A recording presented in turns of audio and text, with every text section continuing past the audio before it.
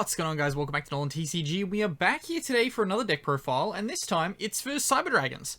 So I was originally messing with this around, or messing around with this prior to the ban list, and then the ban list come along and just didn't hit the deck at all. And I'm just sitting here like, oh man, good times, good times. We still get to make Dragoon at the end of Cyber Dragon combo, and that makes me feel good. Because Dragoon broken card and probably should have been banned. But hey, we can discuss that next ban list. We will take you through all the deck profile. You can play second or first with this deck. That's kind of how I've designed it to go.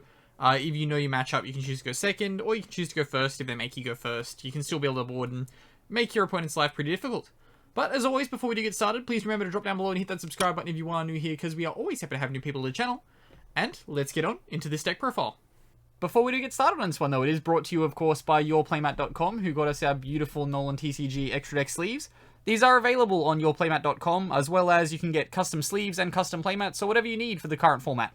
There is an affiliate link in the description down below that does get you a little bit of a discount on your order. Also, enter the code NOLAN10YP for 10% off your order. Also kicks back a little bit to the channel, so everything will be very much appreciated. If you're shopping there, you're getting custom sleeves, custom playmats done. Make sure to enter our code at checkout. But let's get on into this deck profile. Okay, so starting us off, we of course have the staple, the card that makes this whole deck go round, I guess. It is just the theme of the deck. Realistically, all the other cards do a lot more. But 3 copies of Cyber Dragon, of course, starting us off. If you don't know what this card does, if your opponent controls a monster and you control no monsters, you can special summon this card from your hand. You heard that right, 2005 duelists. You can just special summon this card. Good times, good times. After that, though, we do have the primary normal summon for the deck, and that is 3 copies of Cyber Dragon Core. It's going to be adding your Cyber Spell trap cards. Typically going to add Repair Plant, but there have been quite a few applications where a searching Rev system has just been the correct option every day of the week. After that, we are also still playing a line of 3 Hers. Generally, Hers isn't as good as the other stuff. It is Cyber Dragon when it's on field, so it makes a good machine dupe target. Of course, that's always a really good application. Does have the ability to add the Cyber Dragon when it goes to grave, which can combo off pretty well with stuff like your Galaxy Soldier and things like that. Then after that, you can cut this stuff to 2 if you're trying to fit space. We are still playing 3 in Ashtar, just because it's a decent extender, really. It can bring back all the stuff that's got 2,100 attack or defense, and really, it's just a decent extender. It's Cyber Dragon on field, which is kind of the reason why I decided to max it out at 3. You really want to make sure your machine dupe's alive, and playing the 12 Cyber Dragons is just the kind of best way to make sure that's a thing. It does look at your machines though if you use the special summon effect, but it doesn't if you don't. Then next off after that, this is another card you can cut to 2. We are still playing 3 copies of Galaxy Soldier. I was testing this at 2 for the longest while to keep the most amount of flex cards in the deck as possible. Then I just found it's more consistent to play both this and the Nashtor at 3. You are a little bit more susceptible in the fact that you're not playing those 2 cards as hand traps, but at the same time, it's not super relevant. There was one time once I had put this to 3, though, I forgot I was playing this at 3. I had the 1 in grave and 1 in my hand, and I was like, well, I can't use this Galaxy Soldier. Turns out I could. Made me feel really good. Then after that, we've got 1 copy of Jizukiru. It's always good to keep 1 copy of Jizukiru in your Cyber Dragon deck, simply because of the fact that it is searchable off of Emergency? Is it Emergency? Can't be known when someone has said. No, it's not Emergency. You can add it off Repair Plant. That's it. I've struck a complete blank there. So there are situations where if the core resolves and you get Emergency, you activate the Emergency after you, of course, get everything going. And then you have the threat of adding the Jizukiru, so it forces, like, a threat. There was a lot of situations where I'd be sitting on, like, Rev System Machine Dupe with the core. I use the core to add the Repair Plant or, like, force the opponent to negate the core, because of the threat that, like, Jizukiru is sitting there the whole time, and you can just Jizukiru away the kaiju if you get through that whole combo. And then I just Rev Systemed, summon back the core. Good times. Then after that, we get into our hand trap lines. So we got 3 copies of Ash Blossom after this. Just your generic hand trap that kind of can go against pretty much everything. And then the last monsters, we are playing a Dragoon package. It makes sense to play it in the deck. Like, it's not super necessary for you to not play in the deck, so if you don't, like, have it, it's fine.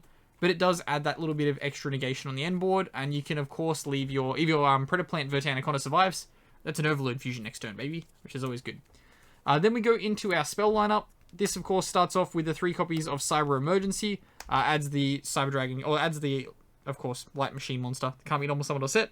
However, it does also add your Cyber Dragon. I believe this card adds Galaxy Soldier. I don't know. I don't think so. But hey, adds Cyber Dragon. Good times. Repair Plant's doing the main searching anyway, which is why that's the next card. We are 1 copy of Repair Plant. This is what you're generically going to be using to add pretty much your entire deck. It's also the reason why you play Armorage in your extra deck, so that you can get a Cyber Dragon into grave, and then you can resolve your Repair Plant fully. Then after that, we have 1 copy of Rev System for your simple monster reborn. It can't be destroyed by card effects as well, but it's rare.